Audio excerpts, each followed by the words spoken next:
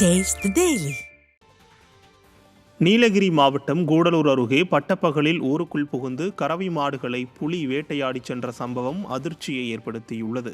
மசனகுடி ஊராட்சிக்குட்பட்ட மாவனல்லா பகுதியில் தொடர்ந்து 2 நாட்களில் ஜீனத், கெம்பராஜ் ஆகியோருக்கு சொந்தமான மாடுகளை புலி வேட்டையாடியதாக தெரிய வருகிறது. இதனால் அச்சமடைந்துள்ள மாடுகளின் உரிமையாளர்கள் தங்கள் வாழ்வாதாரம் பாதிக்கப்பட்டுள்ளதாக வேதனை தெரிவித்துள்ளனர்.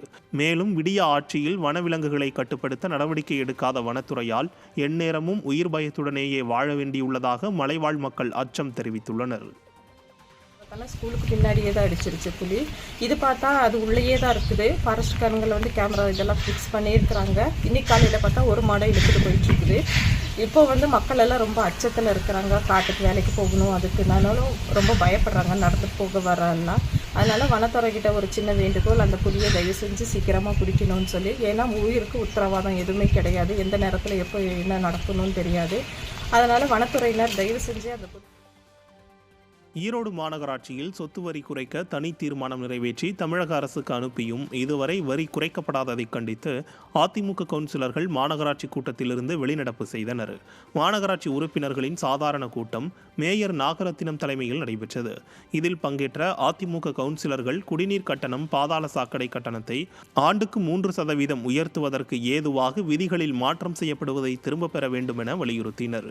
மேலும் சாலைகளை சுத்தம் செய்யும் ஸ்வீப்பிங் வாகனத்தை செயல்பாட்டில் இல்லாத நிலையில் புது வாகனத்திற்கு 3,92,200 ரூபாய் செலவு செய்ததாக கூறுவதை ஏற்க முடியாது என்றும், சொத்து வரி குறைக்க தனி தீர்மானம் நிறைவேற்றி தமிழக அரசுக்கு அனுப்பியும் வரியை இதுவரை குறைக்காததை கண்டித்தும் கூட்டத்திலிருந்து அதிமுக கவுன்சிலர்கள் வெளிநடப்பு செய்தனர்.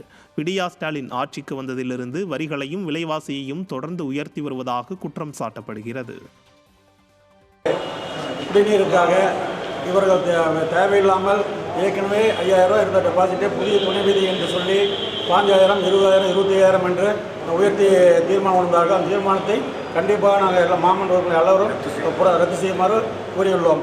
அடுத்தாக பார்த்தீங்கன்னா பஸ் ஸ்டாண்டில் டூவீலரில் வர்றாங்க, அவங்களையெல்லாம் அதில் ஆதரைஸ் இல்லாமையே பணம் கேட்குறாங்க.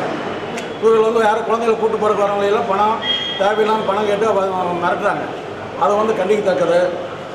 ஒரு ஸ்வீப்பிங் வாகனம் என்று சொல்லி புது வாகனம் வாங்கி எவ்வளோ நேரம் ஓடிச்சுன்னே தெரில. ஆனால் அந்த வாகனத்துக்கு பழுது நீக்கிறேன்னு சொல்லி இப்போ நீங்கள் 4 லட்ச ரூபாய் பக்கமாக எஸ்டிமேட் போட்டிருக்காங்க. அந்த வாகனத்தை ரோட்டில் ஒரு நாள்